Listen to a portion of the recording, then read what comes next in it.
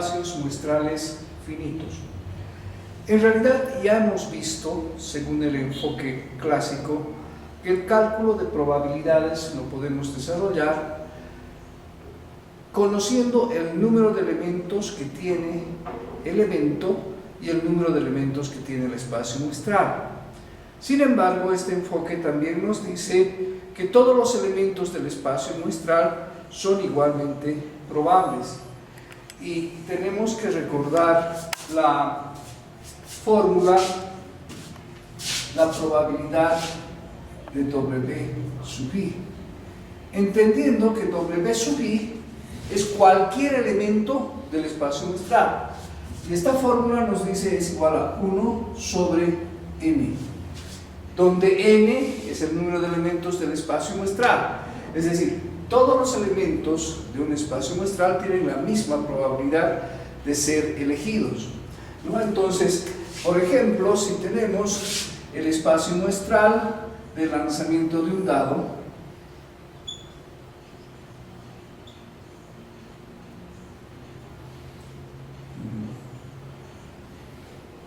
entonces aquí la probabilidad W1 es asignada al elemento 1 y la calculamos como un elemento sobre 6 que tiene el espacio muestral. Así también la probabilidad del elemento 6 también va a ser un sexto. Y cualquiera de los elementos tiene la misma probabilidad. Esto permite que podamos usar una fórmula que es esta, ¿no? La probabilidad para un evento A es igual a la sumatoria de las probabilidades W sub I de elementos que pertenecen a A, ¿no? Entonces, desde I igual 1 hasta n, ¿no? Depende de cuántos elementos pueda tener el evento A. Entonces decíamos, si el evento A es sacar números pares,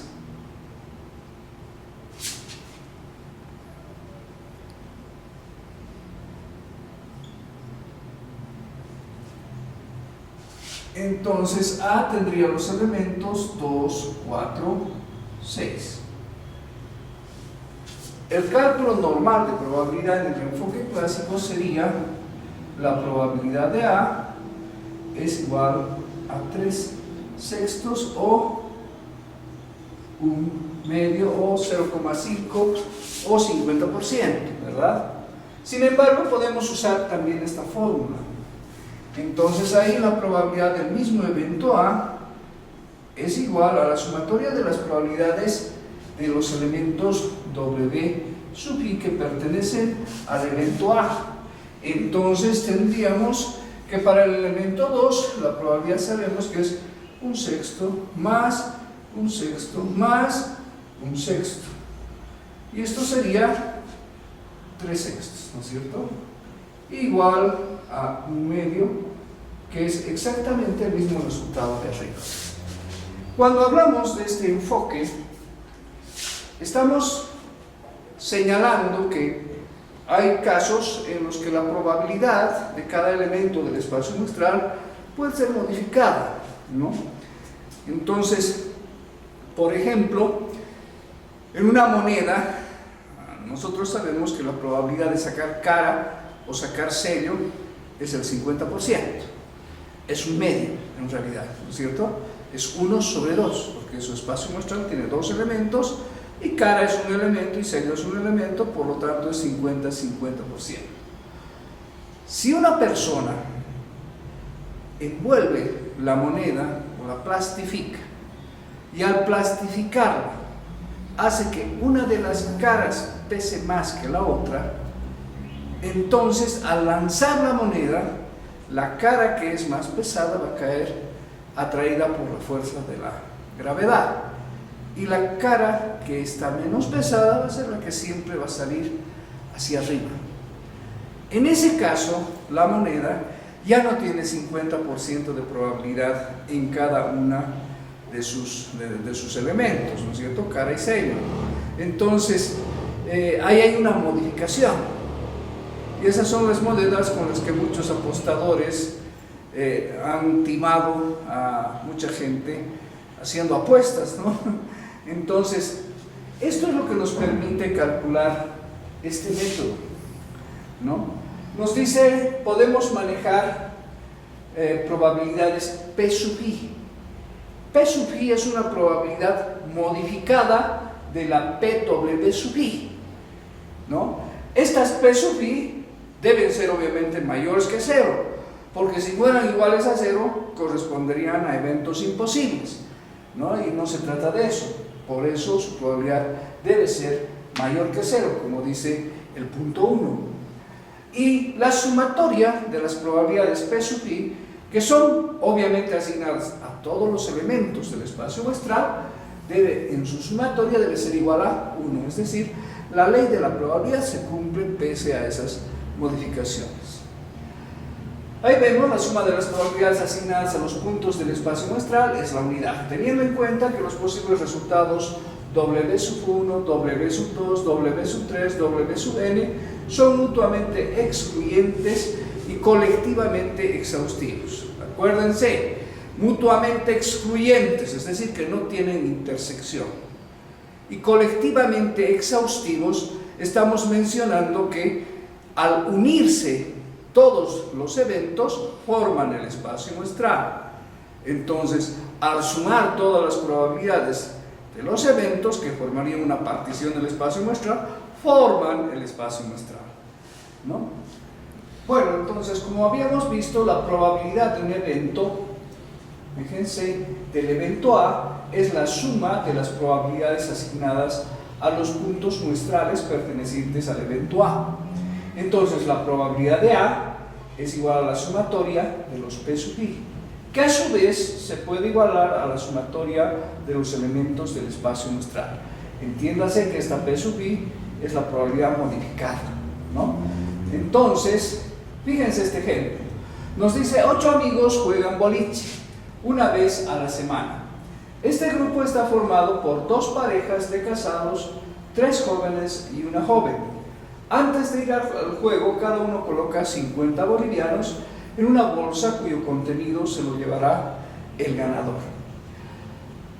Si las mujeres tienen la mitad de habilidad de los varones que poseen para el juego, ¿cuál es la probabilidad que un soltero gane? ¿Cuál es la probabilidad que gane una mujer? ¿Y cuál es la probabilidad que gane un hombre casado? Entonces, al hacer la lectura de este ejemplo, podemos notar esta información. Si las mujeres tienen la mitad de habilidad que los varones que poseen para el juego, ¿no? Esa información está diciéndonos los que van a jugar y van a intervenir en el experimento tienen distinta habilidad, ¿no es cierto? Entonces tendríamos que identificar cuál es la probabilidad de que gane un hombre o una mujer. En el inciso A, cuál es la probabilidad de que gane un soltero, ¿no? Vamos a poner los datos en la pizarra y vamos a ir entendiendo mejor el ejercicio. Entonces, veremos que esto está dividido en gente que son hombres, mujeres, y tenemos también casados, solteros, como también las habilidades.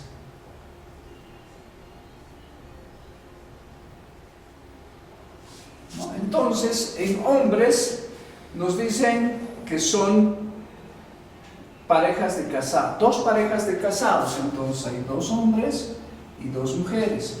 Y en los solteros hay 3 jóvenes, varones y una mujer, ¿no? Si vemos los totales, los casados en total son 4, y los solteros también son 4. Podríamos hacer también un total de hombres, tal vez aquí, antes de las habilidades. A ver, vamos a registrar un espacio más y lo vamos a poner como totales también aquí. En este espacio serían 5 hombres y serían 3 las mujeres, ¿no? Más o menos viéndolo como un cuadrito de esta manera. Entonces el total de personas es 8. Y sobre esto tenemos ahora sí las habilidades. Y en las habilidades nos dicen los hombres pueden contar con 1 de habilidad y las mujeres con 1 medio, ¿no? Entonces esto nos ayuda a hacer el cálculo de saber quién puede ganar el partido, ¿no? Pero tenemos que asignar las probabilidades P sub I. Esto podemos lograrlo estableciendo una fórmula, ¿no? Decimos, son 5 hombres, 5P más 3 mujeres, 3P, que va a ser igual a 1. Pero si tomamos en cuenta habilidades, sería 5P más 3 medios de P igual a 1. ¿No es cierto? Tendríamos que despejar la P para conocer la probabilidad asignada a la unidad. Entonces, la P sería algo que podríamos hacer. Bueno, podremos facilitar esto. En 5 enteros hay 10 medios, ¿no? 10 medios más 3 medios, P igual a 1. Y ahora es mucho más fácil hacer la suma, serían 13 medios de P igual a 1. Y entonces P, despejando la P, tendríamos que arma la inversa, ¿no? Bueno, haremos todo el cálculo. 1 sobre 13 medios, que es igual a 2 treceavos. El valor encontrado es el valor de probabilidad para que gane un hombre asignado a la unidad, ¿no? Entonces, para que gane, esta sería la probabilidad de que gane un hombre, y la probabilidad de que gane la mujer vendría a ser igual a 2 treceavos dividido entre 2, ¿no? Y esto nos saldría, bueno, podemos poner aquí un 1, extremos con extremos, sería un treceavo, ¿no? Estas serían las probabilidades asignadas, P sub I, ¿no? Tanto a hombres como a mujeres. Entonces, la probabilidad de que gane un hombre es 2 treceavos, y la probabilidad de que gane una mujer es un treceavo. Si nosotros nos fijamos ahora los ejercicios, es decir, vamos a registrar esto, aquí ahorita para tener el dato, probabilidad de que gane un hombre, hemos dicho, igual 2 treceavos, y probabilidad de que gane una mujer, hemos dicho, un treceavo. Podemos entender también entonces en el inciso A que nos piden cuál es la probabilidad de que gane un soltero. Bueno, soltero, muchas personas entienden que el hombre es soltero, pero bueno, casados son 4 y solteros son 4, también se expresa así. Vamos a considerar que los 4 son solteros. Entonces, en el inciso A, ¿cuál es la probabilidad de que gane un soltero? ¿Cómo tendríamos que calcular esto? Entonces, generamos el evento S, que va a ser gane un soltero. Y entendiendo que vamos a usar la fórmula que tenemos ahí en la diapositiva, que es la sumatoria de probabilidades, entonces la probabilidad de S sería igual al total de solteros, pero entendiendo que tenemos hombres y mujeres. Entonces, la probabilidad de que gane un hombre hemos dicho es 2/13. Esto sería igual a decir 2/13 más 2/13 más 2/13, que correspondería a las probabilidades individuales de los 3 varones solteros que están en el grupo, más la probabilidad de que gane una mujer, ¿no? Entonces, haciendo el cálculo, la probabilidad de que un soltero gane sería igual a 7/13. Y este sería el resultado, ¿no es cierto? Hablando en quebrados, obviamente.